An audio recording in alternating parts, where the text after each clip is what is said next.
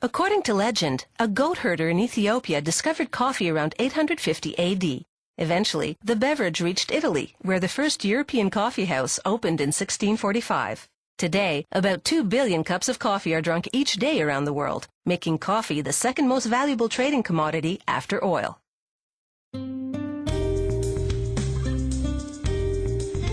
Coffee's flavor depends on the region where it grows, and the way coffee makers roast and blend the beans. Here in Costa Rica, they grow coffee plants from sprouted seeds kept in containers for a full year before they transplant them into the field. From seed to first harvest takes about 2 years.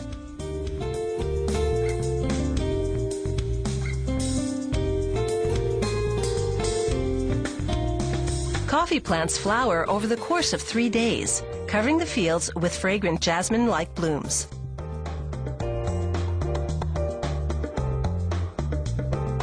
Over 6 months' time, the buds grow and ripen into red cherries that contain the coffee bean. Pickers harvest the red cherries, leaving the green ones to ripen. They'll return to pick the cherries from the same plant 5 times in 3 months as they ripen. Pickers do their best to have no more than 2 green for every 100 red cherries they harvest.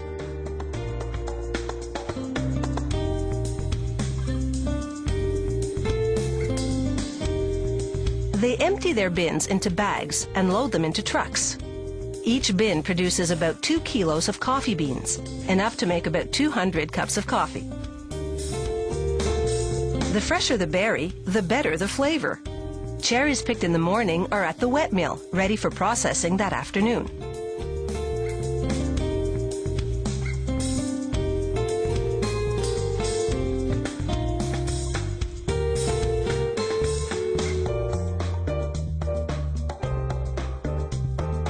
At the wet mill, water channels wash the cherries and drop them off at a worm screw. It loads them into a pulping machine to remove the outer skin and fruit.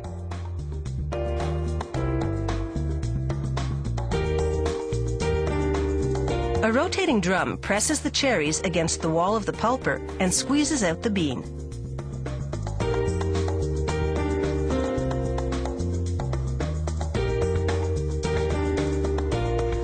From the pulping machine, the beans flow in water to 2 large rotating cylinders. They sift the beans to separate them from any of the hard green cherries that passed through the pulping machine.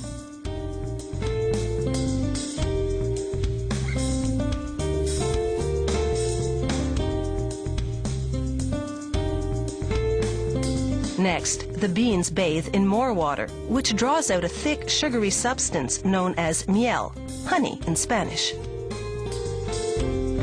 The coffee maker then feels the washed beans to make sure they're no longer sticky. The beans then drop into the drying bin below. Workers now lay out the beans to dry in the traditional way, outdoors on a cement patio. For 4 days, they rake over the beans as they dry in the hot sun. At night, they let the beans rest to extract the most flavor. Once the beans are dry, they go into a milling machine. Inside, large stones grind away the parchment-like hull from the bean.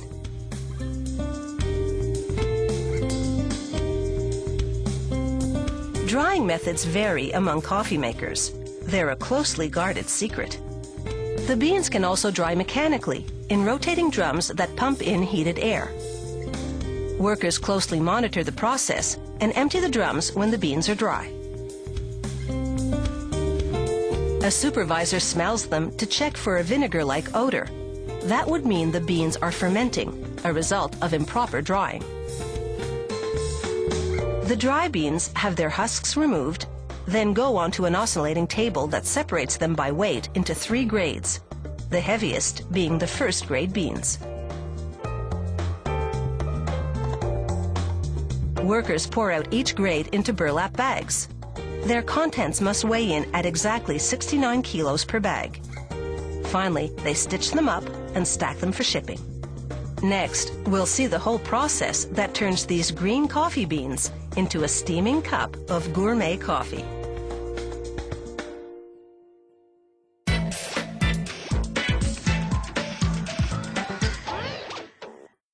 Coffee boasts over 800 flavor characteristics, at least double those of wine. Roasting reduces the amount of caffeine in the bean. To achieve a dark espresso roast, the beans remain in the roaster the longest, so they have the least caffeine. It's the concentrated brew that packs espresso's punch.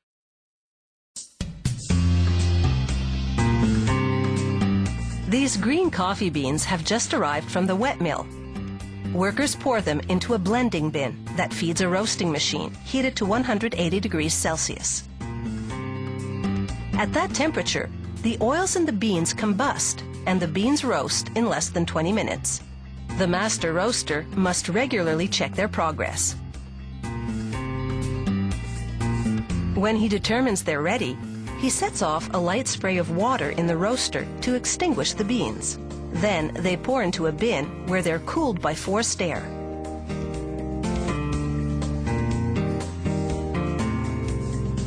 As they roast, the beans go from green to golden brown, then black. Before roasting an entire shipment of beans, coffee makers first test a small batch. They follow a standardized procedure at the plant's testing laboratory. First, they roast 300 grams of beans in a small gas oven for a few minutes.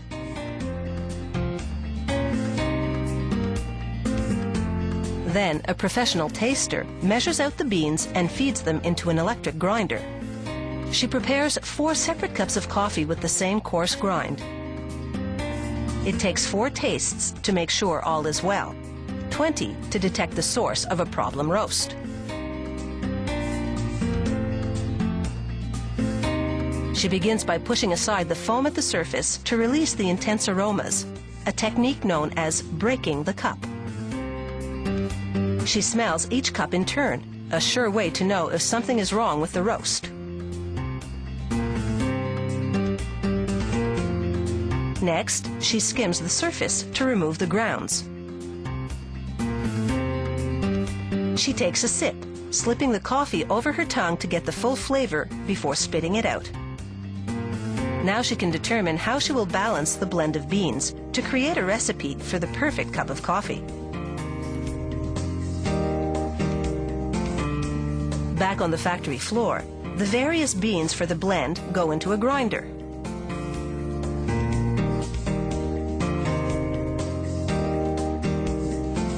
It will produce the desired grind, coarse, medium, or a fine espresso like this. Now the coffee is ready for packaging. It's a fully automated process thanks to this machine that forms, fills, and seals the bags. Gourmet coffee must go piping hot from the grinder to the bag to ensure freshness. As the machine seals each bag, it pumps in nitrogen to replace the oxygen that makes coffee stale.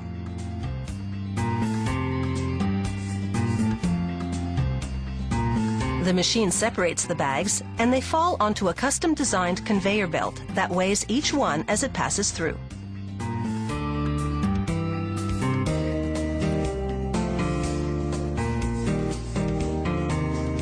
Over at the espresso machine, the barista demonstrates the technique required for a perfect espresso. She puts 7 grams of ground coffee into the holder, tamps it down firmly, then wedges it in place. The machine applies water pressure to extract the espresso. The distinctive foam is a sign this coffee is first rate. The barista also demonstrates how to use a French press or cafetière. She adds boiling water to the coffee grounds, then pushes them down to the base. Again, she applies pressure, manually this time, to extract the coffee's aroma.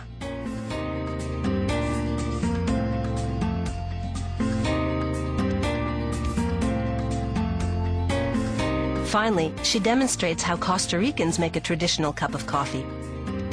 She places a correador, a fine cotton sieve, over the cup, pressing on the ground coffee with a spoon as she pours in boiling water. No matter which one you choose, with the right gourmet roast, All three methods will produce an outstanding cup of rich, flavorful coffee.